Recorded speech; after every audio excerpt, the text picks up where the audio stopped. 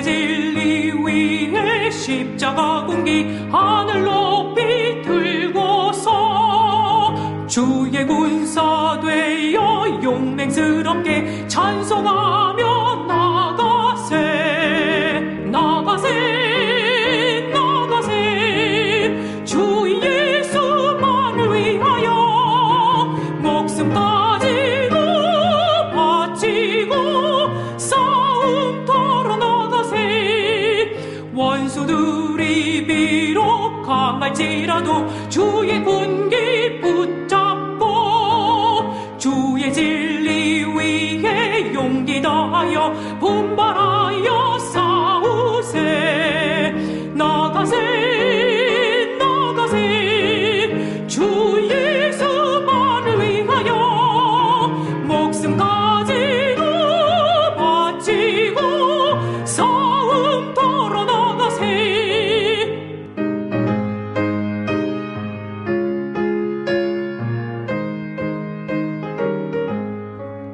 산과들과 바다 가는 곳마다 주의 군기 날리며 반갑고도 기쁜 승리의 소식 온 세상에 전하세 나가세 나가세 주 예수만을 위하여 목숨까지도 바치고 싸움터로 나가세 원수들은 이미 예수의 손에 하나 없이 패하고 주의 군기만이 영광스럽게 오늘 위에 날리네 나가세 나가세 주 예수만을 위하여 목숨까지도 바치고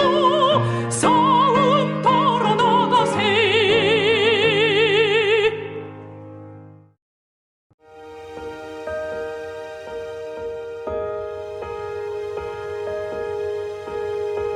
사무엘이 사울에게 이르되 왕이 망령되이 행하였도다. 왕이 왕의 하나님 여호와께서 왕에게 내리신 명령을 지키지 아니하였도다.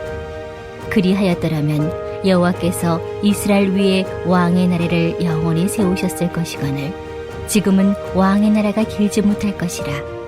여호와께서 왕에게 명령하신 바를 왕이 지키지 아니하였으므로 여호와께서 그의 마음에 맞는 사람을 구하여 여호와께서 그를 그의 백성의 지도자로 삼으셨느니라 하고 사무엘이 일어나 길갈에서 떠나 베냐민 기브아로 올라가니라.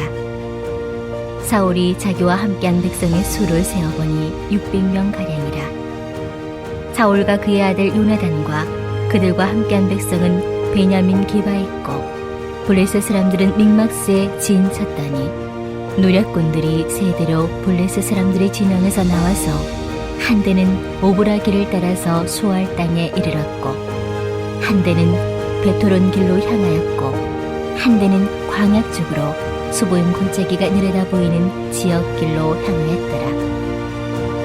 그때 이스라엘 온 땅에 철공이 없었으니 이는 블레셋 사람들이 말하기를 히브리 사람이 칼이나 창을 만들까 두렵다 하였음이라. 온 이스라엘 사람들이 각기 보습이나 삽이나 도끼나 괭이를 버리려면 블레셋 사람들에게로 내려갔었는데 곧 그들이 괭이나 삽이나 스스랑이나 도끼나 쇠채찍이 무딜 때 그리하였으므로 싸우는 날에 사울과 요나단과 함께한 백성의 손에는 칼이나 창이 없고 오직 사울과 그의 아들 요나단에게만 있었더라. 블레셋 사람들의 부대가 나와서 믹마스옥에 이르렀더라.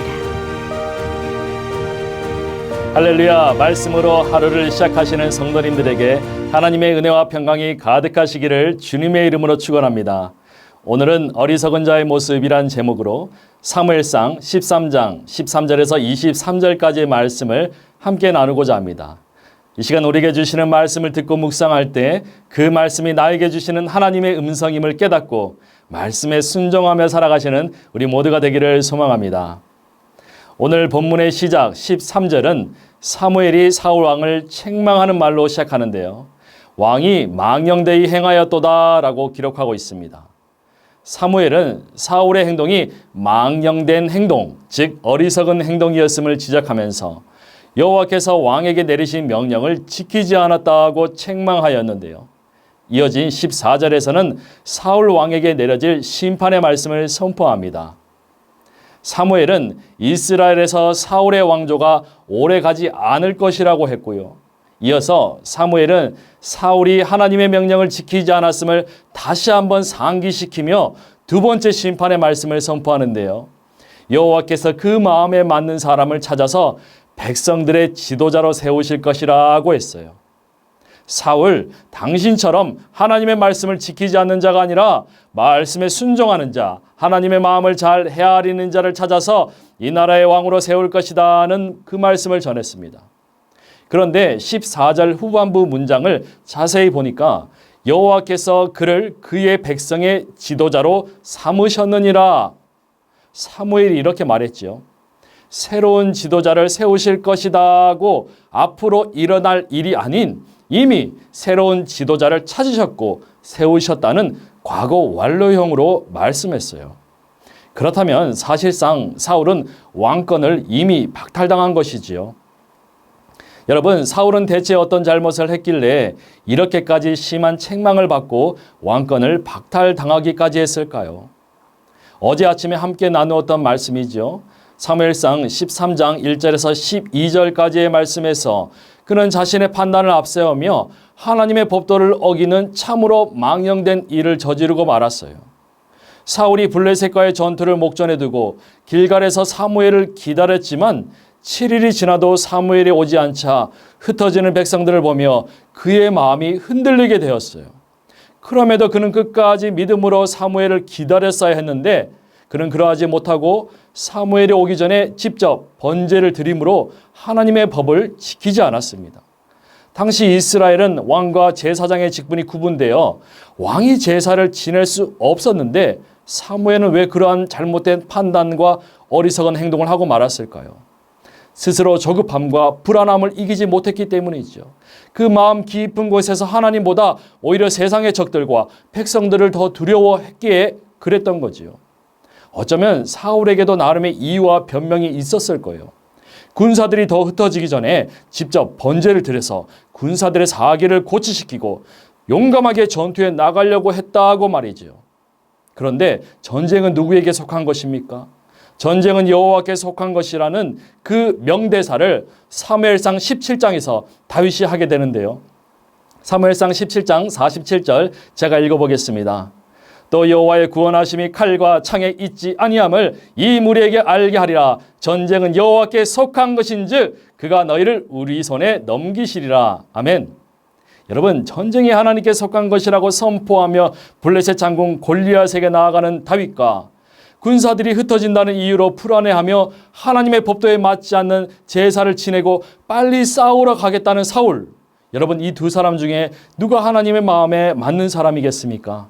이 두 사람 중에 누가 백성의 지도자가 되어 이스라엘 왕국을 세울 사람일까요? 당연히 말씀에 순종하는 자, 하나님의 도우심을 믿고 하나님을 의지하는 다윗이 그 왕위를 이어가겠지요. 여러분, 오늘 우리도 하나님을 믿는다고 하면서 결정적인 순간에 하나님의 법과 말씀을 따르지 않고 내 생과 내 판단을 우선한다면 사울과 같은 사람이 되고 말 것입니다. 이 정도는 괜찮겠지. 오늘 하루쯤은 빠져도 되고 안 해도 되겠지. 이럴 때는 세상의 방법대로 하는 거야. 다들 그렇게 하잖아. 이렇게 내 생각을 우선하고 행동한다면 사울이 사무엘에게 책망받고 징계를 받았던 것처럼 우리 역시도 말씀을 통해서 혹은 어떠한 상황 속에서 하나님의 책망과 징계를 받게 될 수도 있다는 겁니다. 여러분, 부모님의 말을 듣지 않는 자녀는 보상이 아니라 훈육을 받아야 마땅하듯이 하나님의 법을 어기고 죄를 범하면서도 하나님의 도우심과 축복을 기대해서는 안 될 것입니다. 그래서 자녀가 부모로부터 따끔한 훈육을 받고 마음을 고쳐먹고 올바른 길로 가게 된다면 그 인생은 오히려 축복된 인생이라 할 수 있겠지요. 그런데 사울은 사무엘의 책망을 받고서도 여전히 어리석은 모습으로 살아가는데요. 15절에 보니까 사무엘은 사울을 떠나갔고 사울은 아무런 반성도 회개도 없이 다시 군사를 정비하며 스스로의 힘으로 전투에 임할 준비를 하기 시작했어요.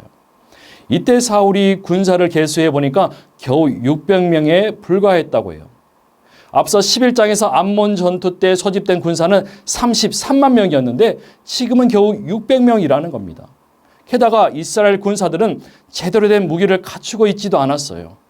여러분, 당시 블레셋은 철기 문화를 가졌고 이스라엘은 아직 청동기 문화에 머물러 있었어요.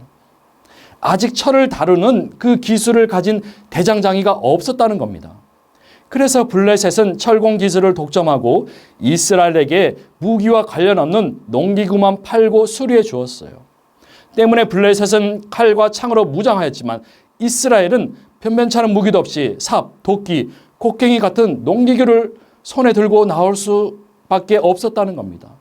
그 모습을 22절이 기록하고 있는데요. 함께 읽어보실까요?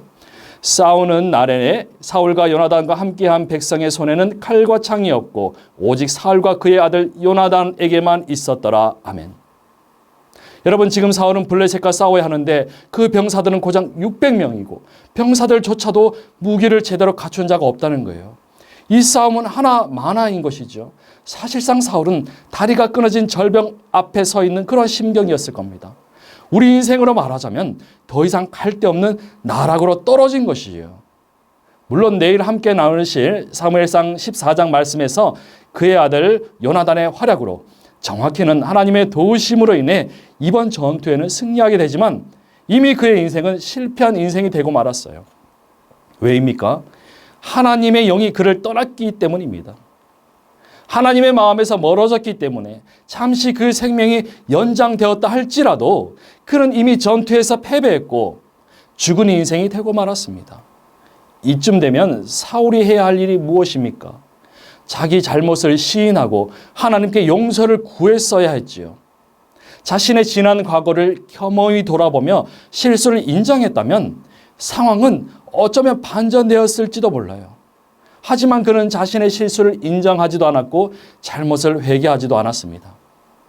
이처럼 하나님 앞에서 망령된 행동과 어리석은 모습을 보여주었던 사울의 인생을 보며 오늘 우리의 삶을 돌아보기를 원합니다.